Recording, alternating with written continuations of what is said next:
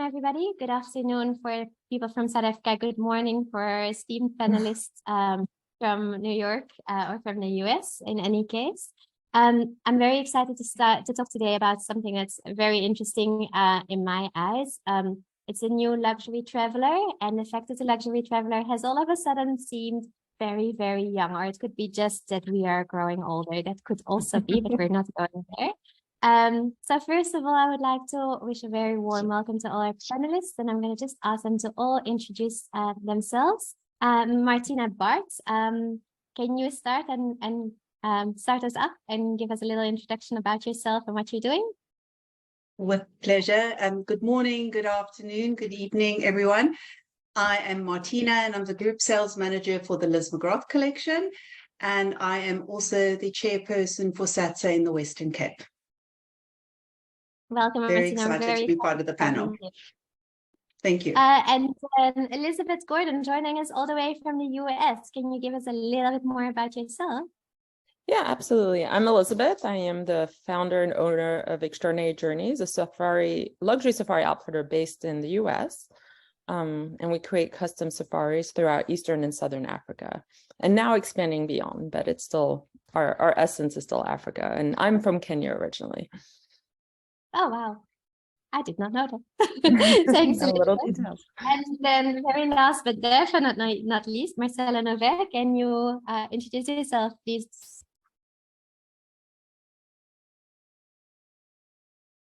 Sorry, I was mute. Good afternoon, good morning, good evening. My name is Marcelo Novaes. As you can see by my name, it's a very Portuguese name. I'm Brazilian, but I've been living in Africa for 8 years now. And I've been working with Africa for more than 15 years. So I'm very glad to join you and join these beautiful ladies to talk about the luxury market in Africa. We're very, very excited to have you on board as well, Marcelo. And I just realized I said your name incorrectly, so please apologies for that.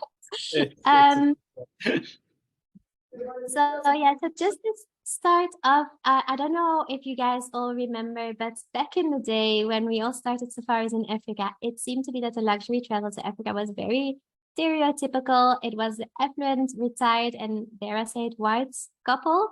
And it seems that today, and I'm very excited about this, that demographic has fundamentally changed. It is not the same anymore. We're seeing a variety of luxury travelers coming through. So it seems also that the luxury traveler to Africa is a lot younger, a lot more savvy than ever before. And in fact, it has been said that by 2026, Millennials and Gen Z will make up more than 60% of our luxury spending across all the industries, not just travel. And that's up from 39%. So it is quite a massive leap in 2019. So I would like to see what our panelists have found and if they're seeing the same thing. How do you, Martina, I'll start with you. How do you feel that this younger luxury traveler, have you seen it, first of all? Have you seen them coming through? And Absolutely. Absolutely. I would say, I think when I started in the industry, I've always been in the luxury segment, but it was retired older couples and very stereotypical, as you explained before. And the luxury traveler is much, much younger now. We're seeing a lot more family travel and honeymooners, of course, and couples not waiting until they're retired to be able to go on a holiday. So we've seen a huge difference in age. And as you say, different demographics right throughout the different market segments. So definitely not just your one stereotypical traveler. Do you feel the pandemic has spurred this on? Have people saved their money and now they can go, or can we see this going further? I'm going to go to all the panelists with the same question just now. So, but Martina. Okay. Yes, I think also the millennials and Gen Zs, they prioritize travel. So it's no longer a bucket list trip that they're going to do when they are on holiday. They would much rather spend money on a holiday than they would buying property quite often, because it's far more enriching for them. And so we've definitely seen a shift in that. And also another shift that we've seen is people spending more and spending longer time at our properties rather than hopping around. So actually just enjoying the destination more, getting more involved, getting really into the destination and finding out, living more like a local, almost you could say, but a distinct difference to the way people traveled before. Elizabeth, have you seen something similar? You obviously deal mostly with the US market, and I think you as well, Marcelo. Do you have seen the same thing? Have they become younger? Have they become wanting to like travel like locals and they're the luxury segments?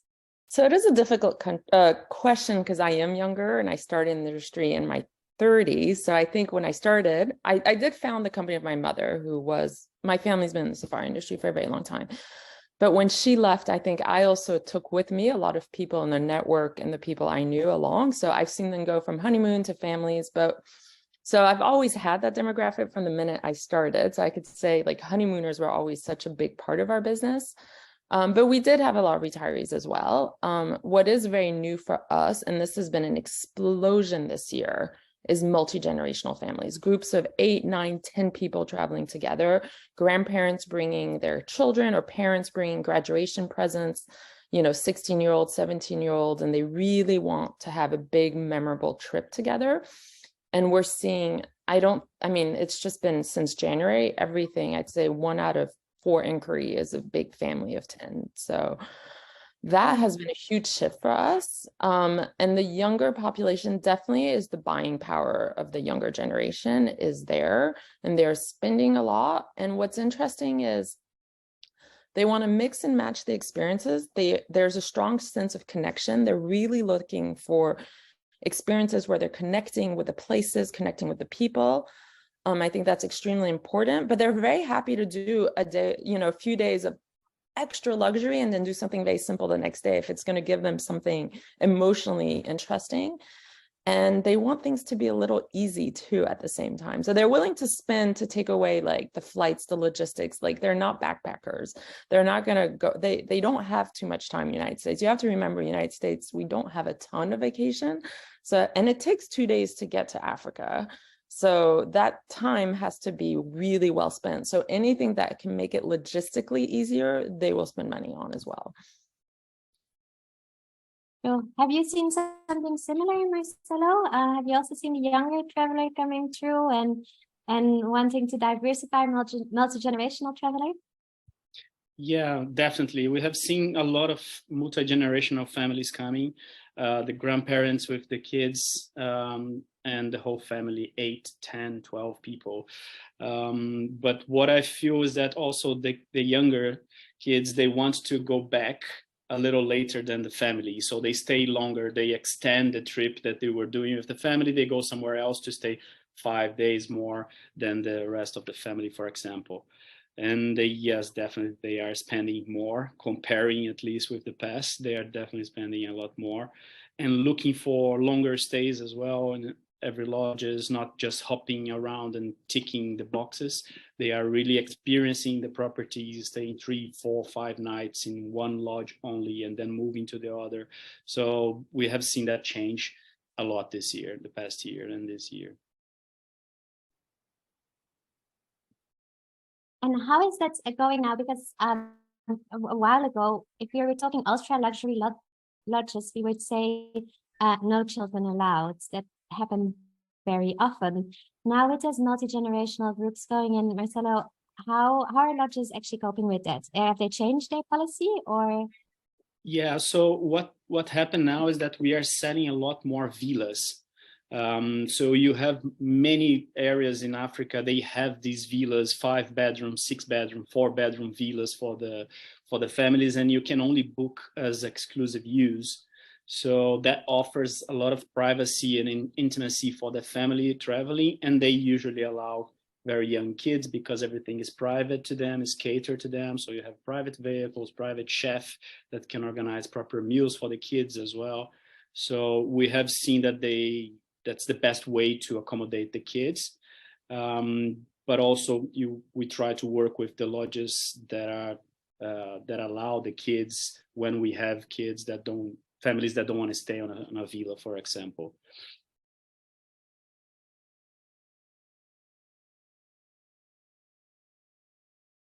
I'm so sorry, guys. I seem to be having a little bit of issues with my connectivity. Martina, have you seen something similar with this? How are you coping? And is there still a demand for no kids lodges, or is that something that's completely a thing of the past now?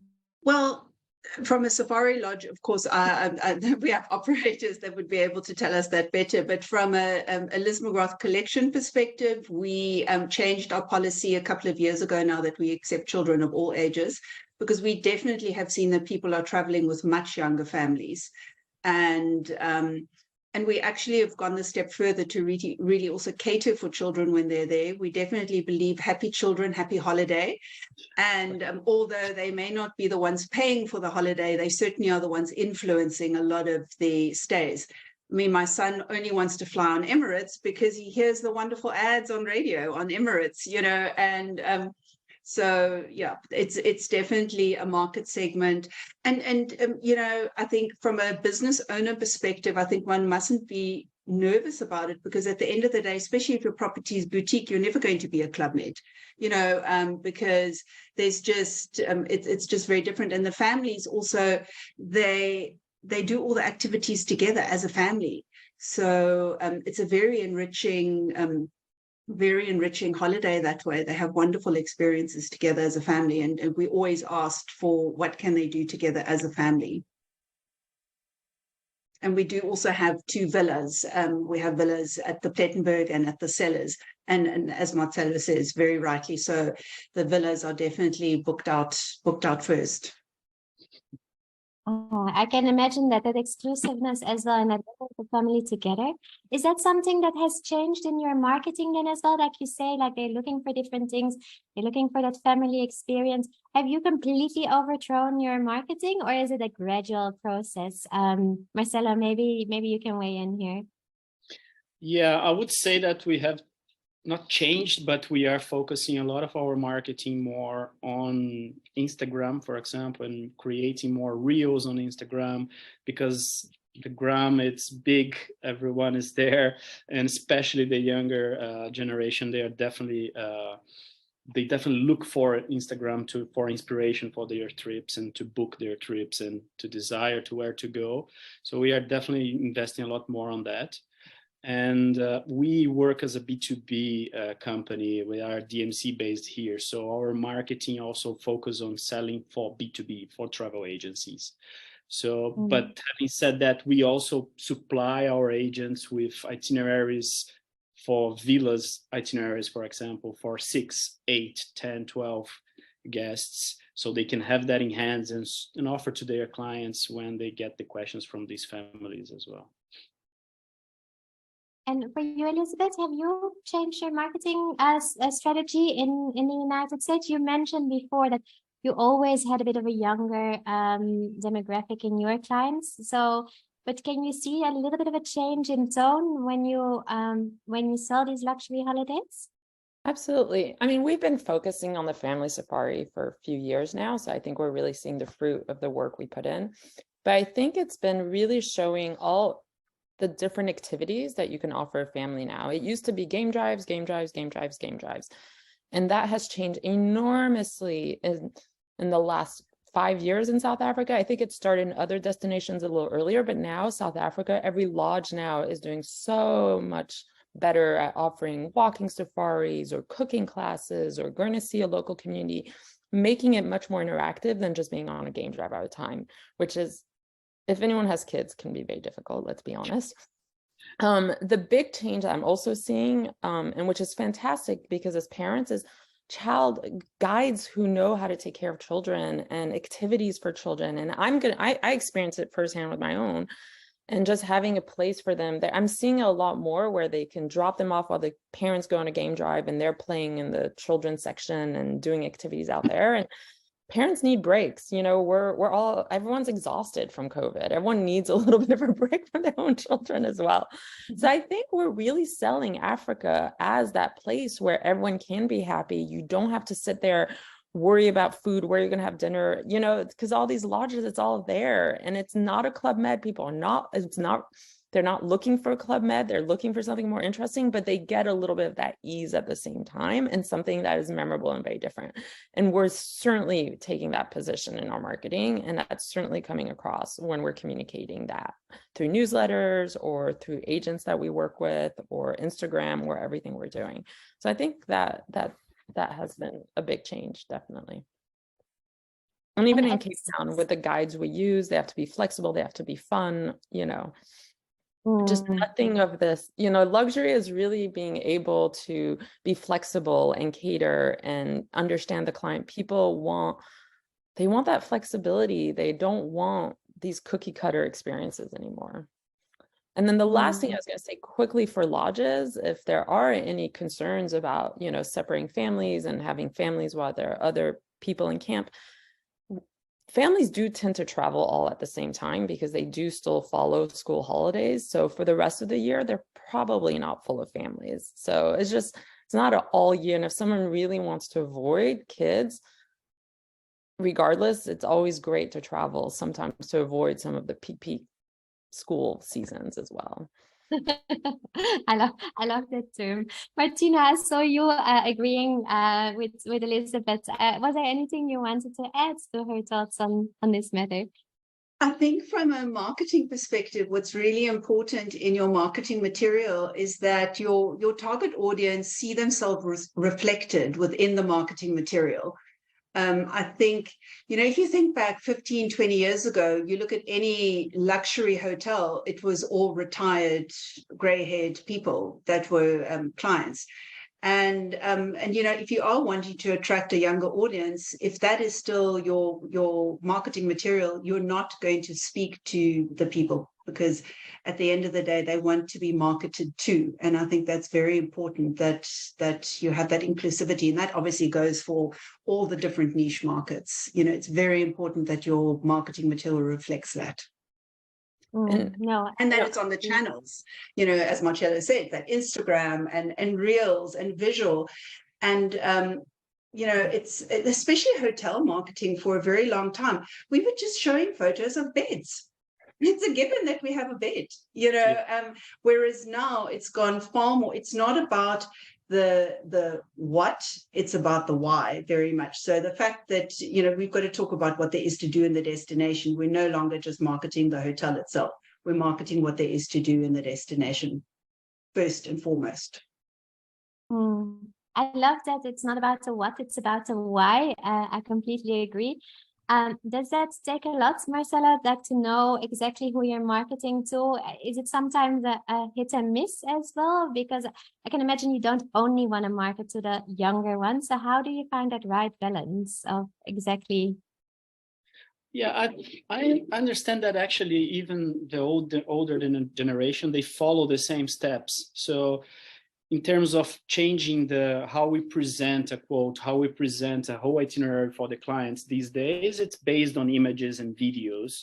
So it's not as it was before that you just sent a quote with a day-by-day itinerary, lots of texts there, lots of words, and people just read that and they decide where to go. Nowadays, they want the images. They want to see where they're going to stay. They want to see the experience that property can offer to them. What is the different thing from one place to another, from this lodge in the Okavango to this lodge in the Moremi areas? What changes staying there and staying here? Why are you suggesting me that? So I think that's the way you can get both clients, the younger generation and the older as well, because everyone likes to see images and see where you are going to stay and where you're going to go. So I think just change the way the travel agencies and the agents started to sell to the clients actually in the end. That's very interesting actually. And just to touch on a Q&A that has come through, and I think it was you, Martina, who said that now that luxury travelers are staying a bit longer as well, and that you could see that. One of our attendees has asked, are those longer stays because people can now work remotely, or is a luxury traveler not needing to work and sitting on their fortunes and just enjoying life? I think it's probably a bit of both. I think people, working from anywhere is absolutely a thing. It's amazing, and I think if anything good came out of COVID, it's that. I think it's fantastic that we can still be able to work no matter where we are. But I do feel that people are wanting the less packing and unpacking, and really being able to enjoy the holiday. So for what we've seen, for example, is people are spending 5-6 nights at the cellars, and that is their base for Cape Town, and then doing day trips into the winelands and things like that. So yeah, we've had families that have spent 8-9 nights all in one place. Again, as Elizabeth said, ease of travel. You know, packing up and moving on every single time, it's quite onerous, especially on a family. So I think having that one base that they can really call their home for that time while they're exploring the different areas, I think is probably the biggest reason why. And they're not wanting to chase the itinerary. They're wanting to really immerse themselves where they are. Elizabeth, have you seen something similar from the US? There's like now this big term coming up of nothingcations, and I don't think Africa will ever be a nothingcation. But are people slowing down, trying to take it all more in, going for that more authentic experience and just connecting with wherever they are? Absolutely. I think they are. I think there's a little bit of a I wouldn't go to the extreme where people are working, not in our clients at least. They're not moving there to work and try to go on safari. Like, this is their vacation and they're not mixing it too much. Maybe it's not our clientele, but we're certainly not. Maybe someone needs internet to check on some emails during the trip, but that's about it. However, I think there's a temptation, and they do want to see everything. And at the same time, when you say to them, but do you want to unpack and and every time and repack, they suddenly go, no, we don't, we're exhausted. So I would say it's more like 4 nights is what we're saying as an average, but it went from 2 nights. I remember when we used to convince people to do 3 nights, and that seemed like such a big deal. And now we're like, no, don't do 3 nights, do 4 nights. And I wouldn't be surprised if it becomes 5 nights for us, but I still think for us, the happy place is 3 or 4 nights per property, because there's still a little bit of a fear of missing out. We're going all the way to Africa. We still need to see one little more thing. So, but we're getting there. And I certainly think it's a direction where we're going. Absolutely. And especially if they can take a little bit more time, like in Cape Town, spend a whole week and just slow it down. And that means also moving out of certain areas of Cape Town, because now they have a week. So they are staying more in Constantia, which we never used to sell, or Hout Bay, which we never used to sell, not having to be in the middle of the action anymore because they have more time. Which is actually, it's such a gift to have that time. If we talk about authentic experiences, because the luxury market always prides itself, they want an authentic experience, they want something exclusive. Does that actually mean now that they're happy with a mat on the floor and experience it, or do they still want some sort of luxury? And I actually want to ask all the panelists this, but I'll start with you, Elizabeth, just to go on. Have you seen that they focus less on amenities, which is what they keep on telling us? It's not about amenities, it's about the experience. But are the amenities taken for granted, or are they happy to do away with them? I think it's a mix. I think every person's also a little different. So you can't just, I can't just say, oh, everyone's this or that way. But what I was saying earlier, they're certainly willing to mix it. So if you explain this is for the right experience, they're really willing to rough it up for 4 days, and then do something, and then pay for something where they just relax and it's over the top and amenities and luxury. So I think you can't just say on this trip, and this is something we're really moving away from, and it's not always going to be the same. People don't want the same. You don't go to a 5-star restaurant every night. You do to a neighborhood little restaurant, then the next day you do a 5-star experience, but everything has its place in the trip. So I think, and they don't take it for granted. I think if it's well explained, people are quite happy, but they do need some of it at some point. I have to say, it can't just be like, oh no, we're totally happy roughing it up the whole time. They do like to have a little bit of something of a wow at some point in terms of like amenities. Did you see the same, Marcelo? Are they asking for those like golden steps, or is that not really it? But like, do we find a balance? It's actually interesting because Africa, the continent of Africa, is still as a very exotic destination, especially for Americans. It's a very exotic destination. Many clients, first timers coming to Africa, they they have no idea how is a lodge, how luxurious can be a lodge, and the kind of experiences they can get. So what we try to have is a conversation with the clients, see what are the expectations, what they are looking for, and then we do what Elizabeth just said, is we combine an experience with a tent, because then they will get closer to that wild experience in the bush, and then we take them to a very luxurious lodge after it for a few 4 or 5 nights there. So I think it's all about what the experience that lodge can offer, that area can offer to the clients, and do a combination of both.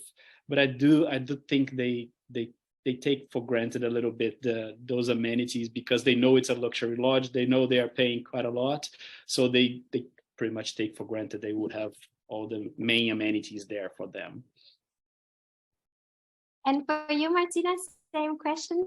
What have you seen, like, I from definitely your agree. Sorry, I definitely agree with Elizabeth. I think when they like a little bit of a combination of both, because I think travel has become very intentional. So, for example, like the digital detox that a lot of people talk about, so they may intentionally choose a property that for 4 days they're going to have this wellness retreat where it's going to be completely digital detox. But so help you if when they come back to the hotel that the Wi-Fi isn't there, so I think those things are not even seen as luxury. Those things are just seen as a given. And I think also that also comes back to knowing your customer, because you're going to find some customers who want a boutique hotel in the bush and some that are going to want an authentic bush lodge. So that's the beauty of South Africa, that we're able to offer all these different experiences.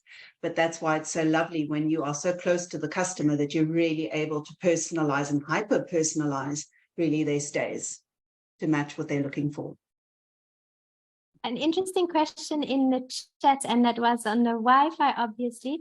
Adrien, I'm hoping I say that right, Adrien van America wanted to know, how would your market feel? And I suppose that one is going to Elizabeth and to Marcelo. How is your market feeling about load shedding? Now, I feel that our properties are trying very hard so that the customer doesn't actually feel the load shedding, and they're investing quite heavily in that. But have you had any feedback on that? Is that a problem for the luxury traveler? I think unfortunately it is. I'd like to say it isn't.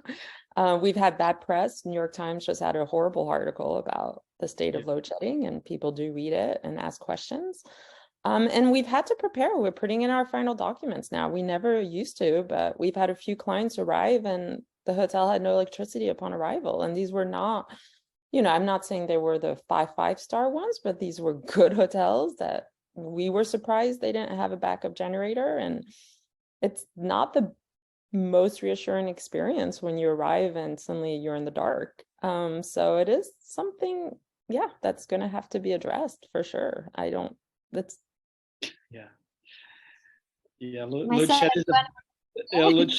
shedding is a very foreigner concept for Americans, for actually out of Africa, I would say, to be honest.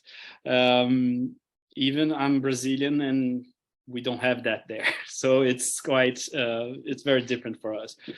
But we need to be honest with the clients and explain to them that this happens. Most of the high-end hotels and lodges, they are very prepared for it, especially the lodges, because they are used to it. Yeah. They used to have generators anyway. Many lodges used to have generators, or they have the power coming from solar panels as well. So it is more accepted in the lodges areas. But when you talk about Cape Town, Winelands, Garden Route, it is something that you really need to explain, especially Garden Route, especially out of Cape Town. I think you need to explain, and not only because of your hotel, but the restaurant you are going at night can have load shedding, and even being a very good restaurant, it will interfere on your dinner. Obviously, the restaurants in Cape Town are very adapted very well for it. So you see candle lights, they create the ambience with that as well, and try to make it happen for the clients. But it's happening, it's here, and we need to deal with it. So I think honesty with the clients before their trip happen, it's the most important thing. Yeah, Martina, from your side, you're more on the ground with this, obviously. As Yes. Yeah. like adds like a whole other cost and a whole other dimension, a whole other challenge, I suppose, to having a It product on does. the ground. I think having a boutique or 3 boutique properties, I think does make it easier. We do have generators at all 3 properties. But what we have really found quite interesting is the amount of last minute walkovers we've been getting where guests have not been informed about load shedding and didn't know. And that information is key. You can't have clients arriving here not knowing, and a lot of Americans in particular sleep with the machines and things like that. So it's not just a luxury to have the air conditioning working. This is really serious, and so I think information is key, and it's an incomprehensible concept to most people. I have friends in Germany that go, like, how do you explain this? And it's, as long as you are using properties and restaurants and things that have a solution to it to make it as carefree a problem as possible. But we are also getting clients and operators now in our Africa, for example. Last week, they were asking me, same as we had in the Cape with the drought, the guests almost don't want to become a burden and add extra power needs to the grid. So they're almost thinking, do they need to stay away because they don't want to add to the electricity problem? And of course, again, they're just educating the clients that we need them. We need, we obviously need the tourism because it affects the most vulnerable, really, of our society first, in any case. Absolutely. And it actually comes back again to knowing your client, having that conversation with your client, knowing what they appreciate, what they don't appreciate, and what kind of information they need, I suppose. And then that touches again on what you mentioned before, on a hyper personalization. Is that where luxury is lying? And do we see that across the line from middle class to high-end luxury? Is that where the key is lying? Is that the secret? I can see you nodding, Elizabeth. So Dia, do you want to have 100%, 100%. I think people because the define luxury on a safari in Africa. For me, it's being under the stars and taking away everything and feeling nature. People may get there, but I can't put that definition on everyone. And so it is taking that time to really understand what is deep down, what makes someone happy. And then something that's hard, people do get influenced by what their friends said, and, oh, my friend stayed here, thus I have to stay there. And you're like, but what about you? What makes you happy when you get up? What not makes your friend happy? What doesn't look good on Instagram? Actually, it's interesting because Instagram is actually sometimes my worst enemy, because it looks good on photos, but is that where the emotion lies? And we're trying to tell people, yes, it looks good, but how big is the area? How good are your guides? Like, how much fun are you having? And don't forget about what it looks like. Like, how do you feel about it? And that takes a lot of conversations, and it takes getting to know the person. And that is luxury of time, luxury of getting to know someone. And in the lodges, that's, so that's on the front end on our side, but I think it goes all along their trip. And are the guides getting to know the clients? Are they connecting with them? Are the lodges connecting with them? Are they hearing something special for the client and doing a little surprise for them because they heard in a conversation? I think those little touches throughout, at all levels, that is the luxury right now for sure. And feeling special. And special not because you really understood them deep down. Yeah, that feeling you can't really capture on Instagram. And I saw you nothing, Marcelo, when Elizabeth mentioned Instagram being her worst enemy. Sometimes you have the same kind of feeling on that topic. Yeah, you can't measure service on Instagram. So the level of service in a high-end hotel, a high-end lodge is completely different from a 3-star hotel. That's undeniable. But even between the 5-star hotels, lodges, there are differences. There's a more rustic that agrees with your profile. There's a more structured property that will be better for your profile. So as Elizabeth said, it changes. You can't go for what your friend told you just because your friend went there. Doesn't mean that that's the best place for you, because your choices and your preferences are different from your friend. So it's important to realize that Instagram, it's a show, it's a TV show that you look at it and it's everything is beautiful, colorful, and everything. But that person is there in February, sunny, and the other person comes here in June. It's going to be rainy and it's going to be different, even if you're at the same hotel. So you need to understand those things and hear your agent that can help you. Absolutely, yes, that's yeah, exactly. And I presume that the luxury traveler definitely works with people like you guys. He wouldn't go out on his own and book this. Do you feel, Marcelo, that we have everybody's saying the luxury segment is booming and it's growing, and so now that we have more and more luxury travelers, is it becoming a little bit too mass tourism again, that luxury segment? And will we then see like a hyper luxury? Are we moving the scale up, or how is that trend evolving according to you? No, the mass luxury, I don't really agree with that. I think that luxury is time. So we need to think that what the agents offer to their clients is knowledge and time. The clients don't have time. The high-end clients don't have time to search for the destination, to search to each property stay, to search what to do in those places. So they need to trust on their agent, and their agents need to trust their DMCs, their local partners as well, to keep them informed, to keep them updated. Because you need to think that most of these agents, they sell the whole world. So it's not possible for you as an agent to have knowledge about the whole world. You will have most of the places you sell the most, but there are destinations that you never heard before, or you never sent a client there before, so you have no clue. So you rely a lot on your partners on the ground as well. And I think that's the luxury of it. It's to tell your clients based on the profile you collect from your clients, if you know them before or if they're first time, try to understand their preferences and then come back with something that is unique for them, personalized for them, tailor-made for them. Try to sell the same thing to everyone doesn't make sense. That's not luxury. Is that the same for you? You've touched on this before. I feel, Martina, that it's not just cookie cutter. How do you see it evolving? Like, are we having more luxury tourists, or are they just different? I think there's a highlight on them now because they are the first market to have started traveling in larger numbers again.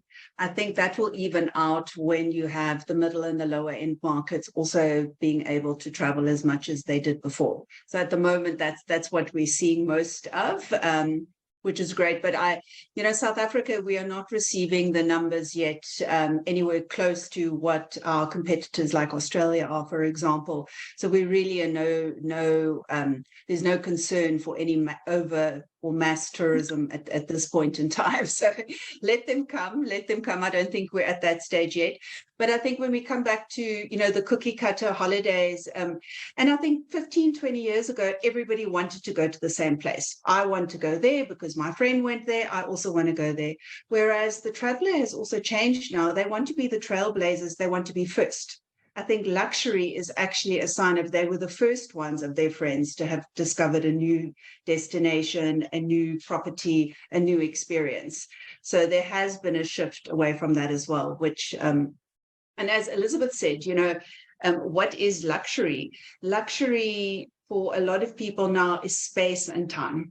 It's not even about the amenities and things like that anymore. It's really about having a purpose-driven holiday, an intentional holiday that makes them feel warm inside. It's those things that money can't buy, that those little moments of magic that, how did they know that? How did, just those beautiful, it's in the detail, it's in those small little things. And that's where that hyper-personalization comes in again. That is what really is, I think, that's the essence of luxury going forward. And Elizabeth, if you hear that, and it's like Martina said, she mirrors a lot of what you also thought. Where do you see it evolving? If you look forward, how is luxury going to evolve even further? I feel we've made so many changes in the past few years and how luxury has evolved. Where are we going to, you think? Can I go back to the original question with mass luxury? The thing is, luxury is also getting away from people, so it can't be mass on the real luxury market. The other one will just be, it looks luxurious, but the real feeling of luxury can't be mass. And that's what's also what made luxury in Africa, was staying in very small camps and not staying in these 30-room lodges. That is no longer luxury for real luxury, if that makes sense. So that's why mass and luxury don't always go well together, I think.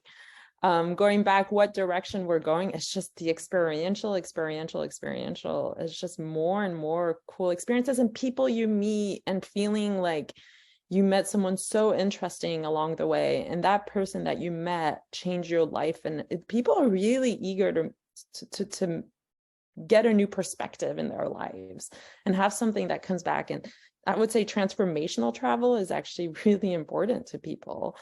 So that comes from all those little elements. And I think they don't want to feel sheltered anymore. Some people do, and that will happen. But I think people are really trying to go out to communities and understand problems and understand what's going on out there. And they want to have those intellectual challenges. And they just want to meet exceptional people. So I definitely think that is a direction we're seeing more of. I think conservation, especially in South Africa, is something people really want to be involved in. They're concerned about it. They want to see what's happening. They want to understand it. They want to be active agents in it. They don't just want to passively receive it. They want to go behind the scenes. So we're seeing a lot more of that. So I think that is certainly, it's kind of like used to hide the kitchens and restaurants and everything became open. And I think that's the same thing with their experiences. Like, we're opening up the kitchen and almost letting people start cooking next to the chef. I love that. I love that expression, and I love that comparison. That's really, really cool. Now that it seems that there's a lot more experiences that can actually fall within luxury. So in my understanding from what I hear that you guys are saying is that it's not so much that there are things that are taken off. There is still a space for everything. There's just more opening up, more opportunity for products in Africa to actually be part of this luxury field. And I'm gonna start just with you. I'm gonna stay on you, Elizabeth, for 2 minutes. Like, what do you have any advice for products that want to be part of this luxury field and want to tap into this market? What should they be looking out for, and what should they pay attention to? I think, as I mentioned, with families, it's the ability not to be in a car all the time and to really find things that just get the children engaged. I think families really want their children to engage, and I think they're bringing their children all the way to come back with something that they've learned that's changed their lives. So they want to hear, they love, I think we're seeing a lot more, for example, going and identifying animals and talking to the head ranger and understanding what he's doing. And some of it is also learning how to track. And it's the little things, it's not only seeing the big five, but it's like going out. And I remember that from my childhood. I mean, my best experiences were tracking and understanding what happened, not necessarily seeing all the animals. I think that is very important. I think not being afraid to do the sleeping under the stars and saying, hey, let's push people, even if it's just for one night, because that is what's going to change. You can't be afraid. You can't be afraid of saying, hey, let's just get them to go back to nature. I think there is a deep down, people do want it and they're afraid of saying it, and they may not book it right away, but if every lodge or every place can offer a little bit of it and say, hey, we're going to get you out there, that is life-changing for them. So I think don't be afraid to offer those cool experiences, because it's too easy to shelter under like, oh, it's perfect. There's a little like pool out there and you're going to have a great time. Like, do something exceptional, like the dinners under the stars, and trying to like find cool places for meals. I think all of those are very, very important. And then in Cape Town, it's, for example, if it's not in the reserves, or it's finding those, just again, not those those old school, you just go on a guide and everyone would follow, you go down the Cape Peninsula and you see all these like vehicles that just follow each other. But it's just finding the cool picnic spots, or saying, we're not going to do that today, there are too many people, and let's kind of, the weather's beautiful, let's go out here today, or today's raining and we're going to do that. So again, it's just thinking creatively and thinking, what would I do on a weekend, and can I share that with that person and give them an insight on your daily life a little bit. Take them to the markets, take them to the fun places. And that sounds exciting. Like I say, so much opportunity that there seems to be. Marcella, do you have any advice for people on the ground? Like, where do you see the opportunities in the luxury markets going forwards? Where do you see the gaps, and how can people on the ground in Africa tap into this market? I think actually South Africa has a very good structure for luxury market, from guides to accommodations and experiences provided in restaurants as well. I feel that, as Elizabeth said, I think the guides need to be very aware of the client, understand the clients, and see how are they feeling. If they are tired, if they are not the kind of person that would drive down to Cape Point, for example. So you need to understand that and suggest to your clients, okay, we don't need to go to Cape Point. We can stop here, just do Boulders Beach, see the penguins, and go somewhere else to have a picnic in a very secluded area. So the guides need to be very flexible. And that's what we tell our guides as well. So because it's different from a tour in a big city like Paris or other areas, other countries, more city, let's say. Cape Town has a very connection. It's very connected with nature. So we have the landscape, we have the mountains, we have the sea, we have the wine farm. So we have different combinations of landscapes and nature around to enjoy it. And you can get closer to understand how they preserve the penguin colony, for example. So you can do a back of the house tour there. Even in the aquarium in Cape Town, you can do a back of the house tour, private tour. And that's luxury because you are learning how they treat those animals, that wildlife there, how they are preserving them, and how they are conserving that, applying that conservancy to that specific work. And we have seen many of our clients are accepting those kinds of experience, and they want to do it because they want to learn what's being done for those animals or even communities as well. So it depends on the clients, really depends on the clients.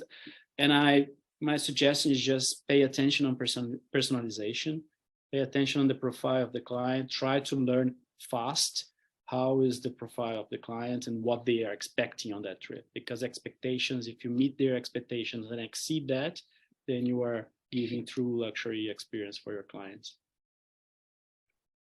Have you done something similar, Martina? Because obviously, are you giving those back of the house experiences? Are you organizing them for clients? How are you hyper-personalizing that experience for your clients? Yes, I mean, our guest relations staff are very versed with the latest things that are going on, and they also go and experience it themselves, so that they do really speak from firsthand experience. And I can't stress enough how important the staff are that are engaging with the guests. Our best guest comments come because our waiter Emmanuel was amazing, or our receptionist was wonderful, and that's like the guides on a safari can make or break a stay at a safari. The staff are absolute key when it comes to any of this, and people want to know that their holidays are making a difference, and that they're doing good. So exactly that, going behind the scenes, they're no longer just driving past, not drive past to just go and tick that box and move on. They want to see how it's working. What are they doing? How is their holiday, them going to go and see that place, how is that going to make a difference in the lives of the people on the ground? And which is just a beautiful interaction. And I think that also makes people come back, because that starts this beautiful relationship that forms. I would say one of the biggest misconceptions is that people are going to come to Africa once. Let them come once and then they'll come again, and I think just being able to, but it's because they're building this heart-to-heart connection. So it's very different from traveling before that, just seeing Table Mountain or just seeing the penguins. Very different holidays now, and our staff do have to be versed in it. Obviously, a lot of our guests are coming through tour operators who already, so the programs are pre-organized a lot of the times, which is amazing, and we work with amazing operators that do find those creative new activities that there are to do. Oh, that's amazing. So you're actually also working very much on the ground with these new experiences, new creative solutions. Any final thoughts, because our time is almost up, Martina? Like, where are you seeing luxury going? How do you see it evolve? How do you see the clients evolve as well? How do you see the luxury clients move forward? I think the clients are going to continue to be younger like they are now. I heard this wonderful new acronym, DINKIES was one that we had before, double income, no kids, but I heard a new one now, Henry, which is a high earning individual, but not rich yet. So this has become a target market for some. So the Henrys, I like that, because I think that's exactly speaks to the millennial and the Gen Zs, where they may not have the biggest mansion that they're living in, but they're prioritizing travel, and which is amazing. And I think that's because we do want travelers that are going to come back, that are like Elizabeth said, the honeymooners that are going to come back as their families, that are going to come back as older visitors again. And we've seen a big increase as well in grandparents bringing their grandchildren. So leaving the moms and dads at home, but actually bringing the grandchildren. And again, the youngsters are determining where they're going to go, the activities that they're going to do. So it is important that we are versed to the younger traveler, and it's exciting for us. I think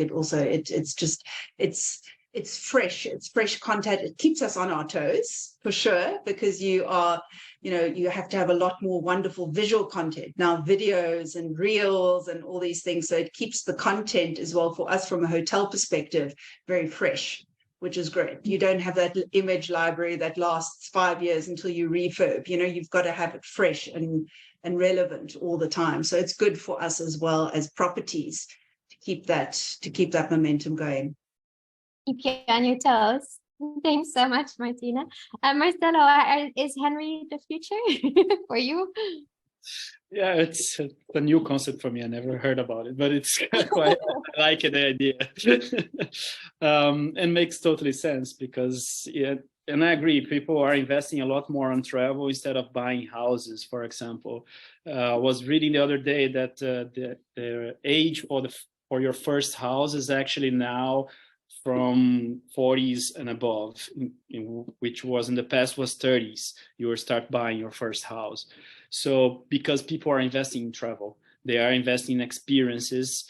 And I don't know if there's any relation with what happened with the pandemic, because people got afraid and started to realize that life is passing by and you need to take charge of your opportunities and travel. So maybe there's some relation to that, but we can definitely see that people are traveling more. Generations, like, they are more connected now, like the grandparents taking their grandkids to travel and staying longer, enjoying more the properties, staying just the family in a villa for 5 nights, 6 nights sometimes. With in the past was like crazy, would never imagine to have this kind of clients, and nowadays you do. So it's, for us, it's brilliant and we love it. And it keeps, like I said to Martina, it keeps you on your toes, doesn't it? Exactly. Martina was actually telling me beginning of last year, I think I saw beginning of this year, I think I saw you, and you were saying that you guys prepared a cinema in the grass outside in front of the sellers. Like, that kind of experience you don't put on your website. You are not promoting to your clients. It's just the guests, when they are there, that you have that. And like, if they want to go out and explore, they can. But if they're kids and want to stay in and watch a movie in the gardens of the hotel, it's amazing. That's luxury. Yeah. I think it also helps that, for example, our general managers are a lot younger than they used to be. So we have a lot younger staff, which helps a lot because, we're speaking from experience. We travel with younger children. So we also know, we may not have all just been to hotel school, but we also know what it's like to travel with children and travel as younger people. And I think that is ultimately what then helps define your offering. Not only younger luxury travelers, but also younger staff. I love it. Even in the luxury space, everybody becomes younger. Where does that leave us? But well, Elizabeth, any closing thoughts from your side? Anything that you would still like to share? I mean, a lot has already been said, so I'm just going to echo everyone else. But yeah, I mean, it is great to see. We are seeing, it is starting young. It's great. I would still say, because of price tag, young is 30, not 20. in the luxury market. Young professionals where they're starting to feel confident in their careers. They have to feel optimistic that they're going to make money later too. They're willing to spend it now thinking their careers are in the right direction, I'm just going to put a caveat. Like if you go for 22-year-olds, that may be harder for that market. But I think joyfulness, it's just the stuffiness is gone. You just have to be like joyful, and happiness and just laughter is huge. People really want that.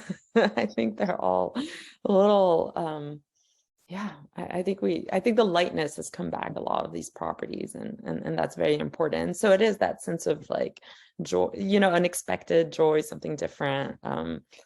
So I think that is something people are really looking for. But yeah, I think we're definitely going in the right direction. I definitely think the trips are more interesting. I think there's a lot happening. I think it's continuing. And I think on our side, just to continue, you said something really interesting, Martina, earlier, getting that imagery of people doing all these things and different people of different ages doing all those activities. It's so key because like we can't go to the camps and take that footage. So seeing from the properties, them sending it so we can, because people will relate to what they see. And that is so key. As you said, it's no longer just a photo of a room. Like we need, everything else. People need to feel that this is a place they're going to feel comfortable and they're going to see all the fun things they're going to be doing. So I think it's so key, and to represent so many different people and ages and everything, it's key. It's so important because otherwise we all have, it used to be just like older people going on safari. That imagery's changed so much. I love that. And it bodes so well. It's such a positivity for the future of luxury travel. So we're looking for non-stuffy, young, flexible, light, and just happy experiences. I love it, guys. Thank you so much for being on this panel with me. And I'm sorry I had to put my video off, but my internet connection is very unstable. So I apologize for that. But I really would like to thank you from the bottom of my heart. I found it a very, very interesting panel. I think we've answered all the questions that have come through on the chat and on the Q&A. But if there is still anything, you're welcome to send it either through to ATW or to Satsa, and I will get hold of the panelists and ask them still whatever you guys would like to have. And yes, Adrien, yes, definitely the recording will be shared with all of you. So thank you so much for joining us.